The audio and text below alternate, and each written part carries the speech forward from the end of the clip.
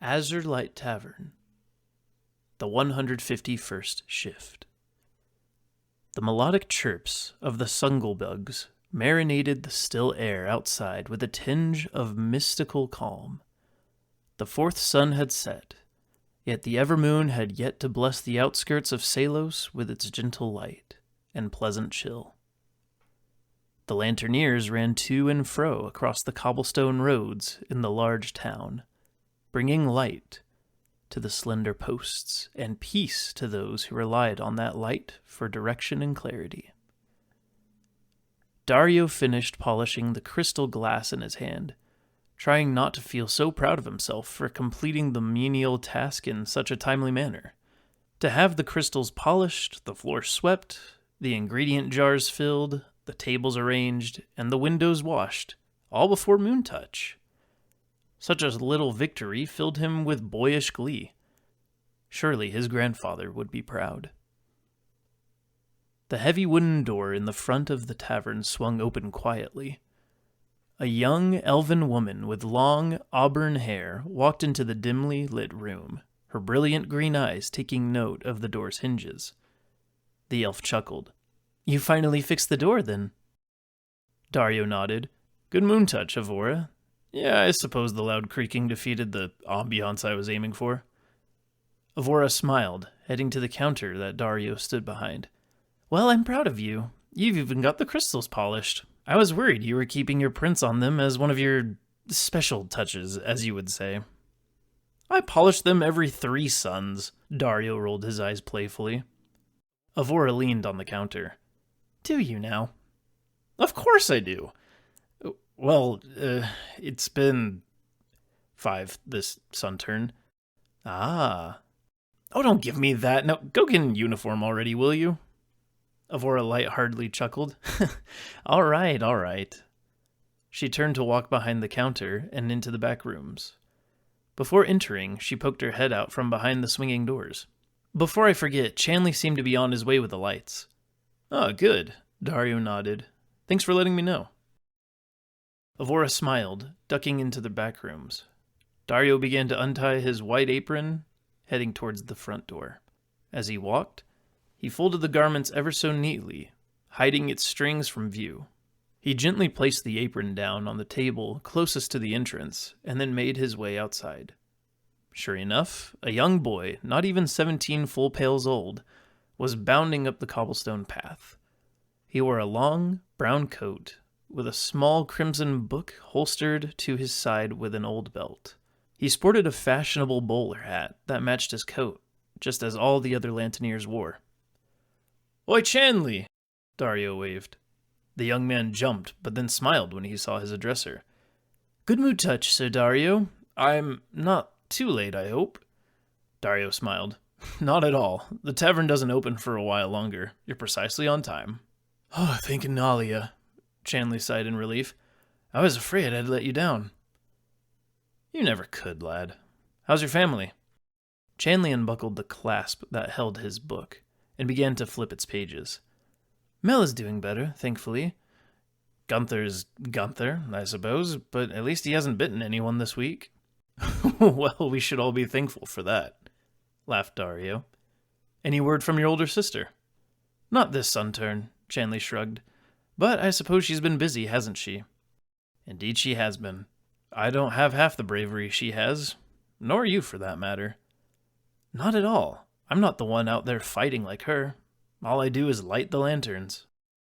Darrio waved a knowing finger. "Not at all, son.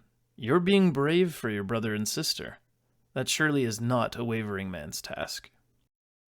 Chanley nodded, smiling ever so slightly. "Thank you, sir. May I?" Darrio slapped his forehead. "Of course, the lights. Go right ahead." The two awkwardly laughed as Chanley walked up to the 2 front lanterns. The young man opened the glass access door of the rightmost lantern and gently placed his index finger on the cloudy stones within. "Solvos extor lin consus," he recited from his book. A hiss of smoke and a pop of flame rested upon the lanterneer's fingertip, taking a moment before marrying itself to the stone. It didn't take long for the stone to catch fire, its hypnotic blue flames dancing within the glass lantern.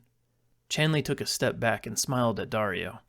"I'll try my best to hurry and do the others, sir." Darrio reached out and grabbed the young man's shoulder. "Great work as always, Chanley. I appreciate it. Now, if you or your family need a meal, or anything else, we best come ask for it," Chanley mimicked. "I will, sir. We will, rather. And thank you, as always." Darrio nodded his head. "It's my pleasure, friend. Take care." Chanley nodded in return and began to fiddle with the next lantern.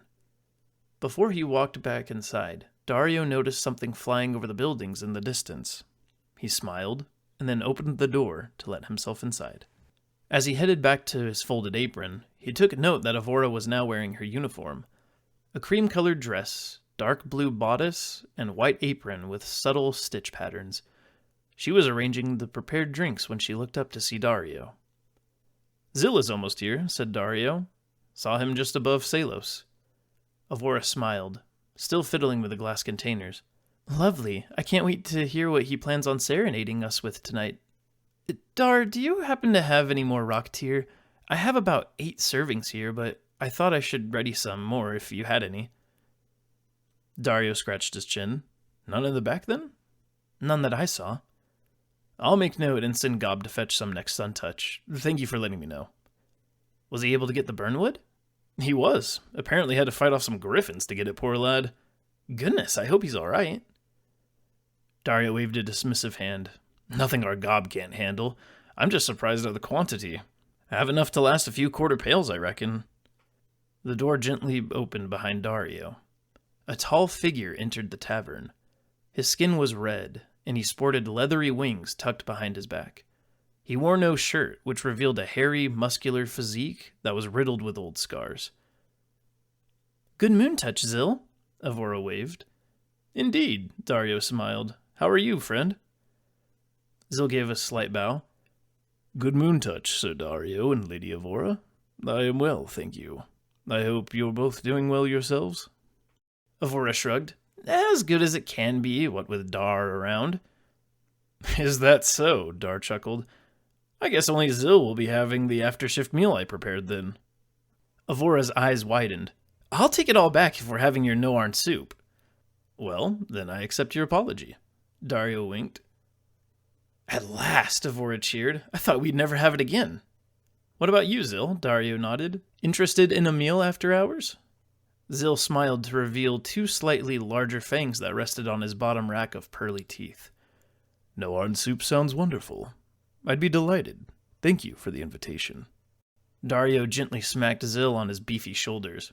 "You're always welcome. No need for an invitation."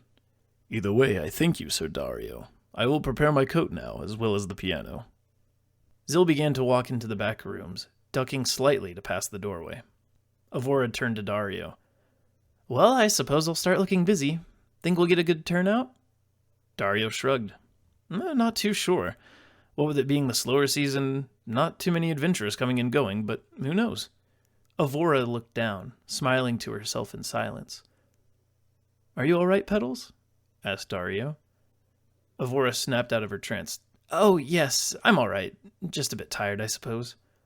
Darrio frowned. "If you need to rest." "I'll be fine, Dar, I promise. I can't go to sleep knowing you and Zill are having soup without me. It'd kill me for sure." "Well, if you insist." "I do. I really do." With that, Avora walked around the counter and over to the nearest table, lightly wiping it down with her rag.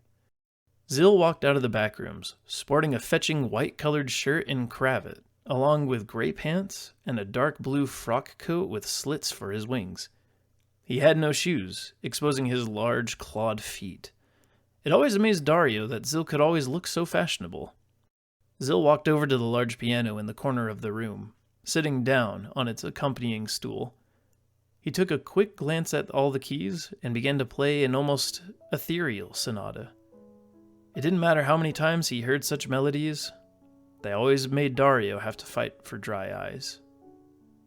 "Beautiful, as always," Darrio chimed. Zill looked up, still fluidly hitting the keys. "Thank you, Sir Darrio. I crafted this piece for tonight. I hope the patrons enjoy it." Darrio breathed a laugh. "They'd be stupid not to." An older gentleman walked through the door. He had a thick mustache and walked with a limp. His hands were blistered from a hard day's work, and his once well-kept hair was matted with sweat. "Hey, honey," Avora smiled. "What brings you to the Azure-Light Tavern?" The gentleman smiled. "Oh, well, I need a spot of food and maybe a potion or two." Avora gestured to the counter. "Why don't you have a seat there, and our alchemist will be right with you? What can I get you to eat?" The man started hobbling over to the counter. "Oh, well, how about some honey bread and maybe a link of meat if you have any?" Avora nodded. "I'll get that right out for you." Darrio skipped over to the man, offering an arm. "May I help you to your chair, sir?" The man smiled. "Oh, sure, that would be lovely." The man reached for Dario's arm, and the two began to walk over to the nearest available stool at the counter. "I appreciate you traveling to my tavern, sir," Darrio started. "Did you say you needed potions brewed?" The two reached the bar stool, and Darrio helped the man take a seat. "Are you the alchemist, then?" Darrio smiled. "Indeed I am, at your service. What seems to be ailing you, sir?" The man looked down, eyes widening. "Never thought I would see such a youngster like yourself being a potion brewer. How old are you?" "Only 10 full pails younger than you, I'd reckon." The man laughed. "Oh, I'm sure. You look around 30 to me." Darrio nodded. "Impressive. 31, actually." "I've always been good at guessing age," the man chuckled, "but that's neither here nor there. I'm wondering if you could brew anything for my foot, and maybe something that could help with my weariness?" Darrio looked behind him at his wall of glass containers. "I surely can. What seems to be troubling your foot?"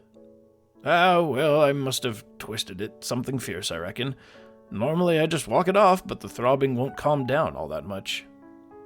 Darrio began to visualize what he would need. Surely Elle would do in Mozano, he thought. Would Marshcap?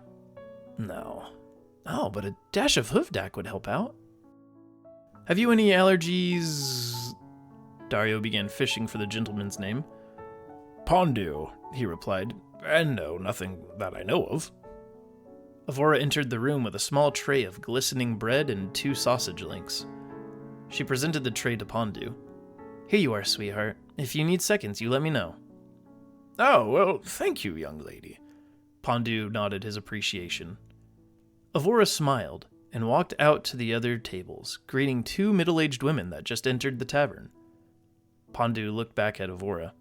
"Is she your wife?" Darrio snorted, grabbing various glass jars. "No, sir, she's Avora, I suppose." Pondu turned back to Darrio. "I guess it's your loss, young man." "I suppose it is, isn't it?" Darrio smiled and began grinding the dry ingredients together with his mortar and pestle. "Now, Pondu, what I'm mixing up for you today is something I'd like to call Mozano's Blessing. I need you to take a vial of it once I'm done, and another just as soon as you wake up come sun touch. It'll help with the swelling, and keep the blood in your veins from gathering too much around your ankle." "Quite lovely indeed," Pondu cheered. "I appreciate your help, young alchemist." Darrio smiled, now mixing the Elwood dew with the dry ingredients. "The pleasure is mine. Now, as for your wariness... Well, mind if I ask you something personal?" Pondu motioned him to continue. "I noticed you had rather noticeable blisters on your hands. Do you work outside much?" "I don't," Pondu admitted. "Just had a few things I had to get done today." Darrio nodded. "May I ask what things?" Pondu pursed his lips sheepishly. "Oh, well, see, my neighbor..." The gentleman paused, darting his eyes from place to place. "If you'd rather not tell me." "No, it's fine," Pondu insisted. "My neighbor, she had a boy who died in the conflict down south." Darrio felt his stomach getting pulled. "Oh dear. My condolences, and may Solvos and Unalia greet him in the Grand Ever." "Amen." Pondu nodded reverently. "They brought him back in a box today. Or what's left of him, I suppose. The box was only the size of my arm, probably." Darrio was silent. He knew that the war with the Fervarian Empire was tragic, as any conflict was. but hearing any such horrible things was disparaging, to say the least. Pondu continued. I couldn't let Kenya see the box. Her son. I told her to remember him how he was. I told her I'd take his coffin and bury him before she could see. Darrio's eyes began to water. Did you have any help? Pondu shook his head. I didn't want people to see the small box and tell the poor woman. So I dug the grave myself. A dangerous thing for a gentleman your age. If I die, at least Kenya never had to touch that little box. At least I know her latest memory of her son is when he was standing tall. Darrio sniffled. You're a good man, Sir Pondu. I'm sure Kenya finds you a savior. I hope not. Pondu shook his head. I'm just a simple person who needed to be a neighbor. I'd argue that those are just the saviors this world needs. Darrio cleared his throat, handing Pondu his now completed concoction. Kindness, at any degree of grandeur, is nothing short of the greatest healer. Not a doctor nor wizard alive that has greater healing than the art of simple kindness. Pondu began to cry. If only this meaningless war could be stopped in such a way. Maybe it can. Maybe it cannot. I suppose all we can do is wield it upon our own enemies. I'll drink to that. Pondu opened one of the vials and quickly drank its contents. Thank you, young man, for your help. How much do I owe you? Darrio gave a sheepish smile. For the potions, vials, ingredients, and food, 10 jing should be enough. Do you still need a remedy for your weariness? Pondu reached inside his coat. Funny thing, son. I don't feel so tired anymore.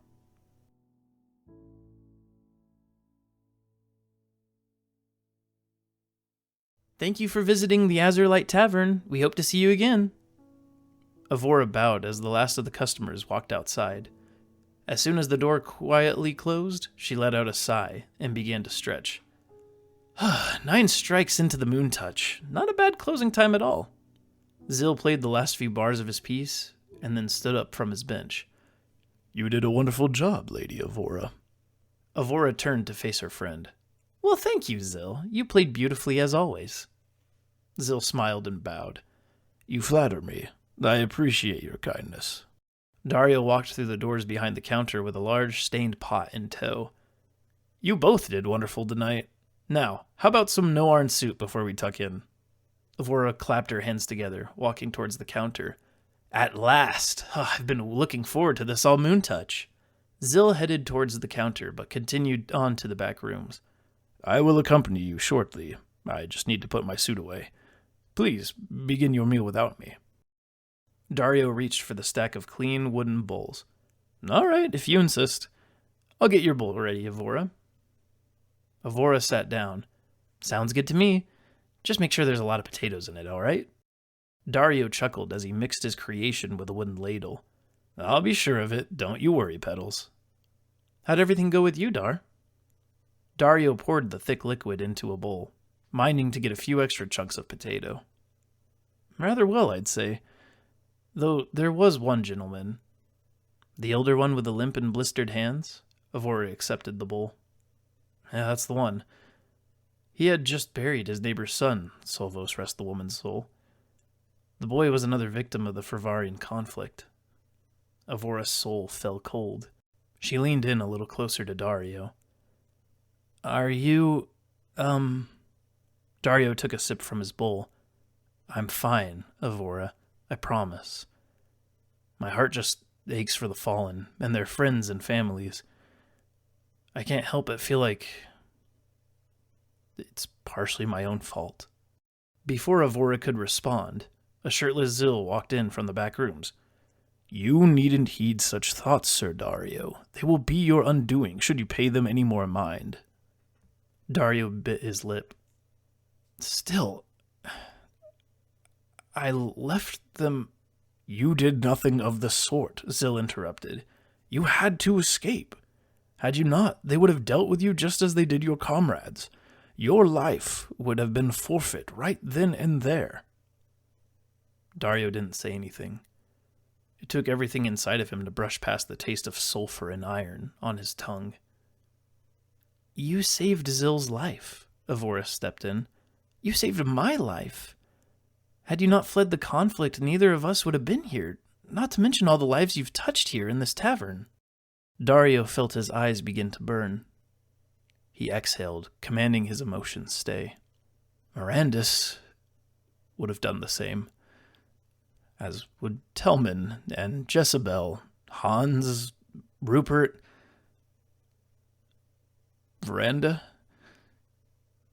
Why, they all would have done more for you, for this town, nay, all of Verrelia. Certainly more than I could do as I limp through this rainfall called existence. Avora and Zill were both confounded. Before either of them could regain their voices, Darrio placed the bowl in the nearby basin, then set his sights on the staircase that led to his room. Enjoy your meals, he muttered. Please, take whatever else you'd like. I ought to retire before suntouch. I'll see you come next shift.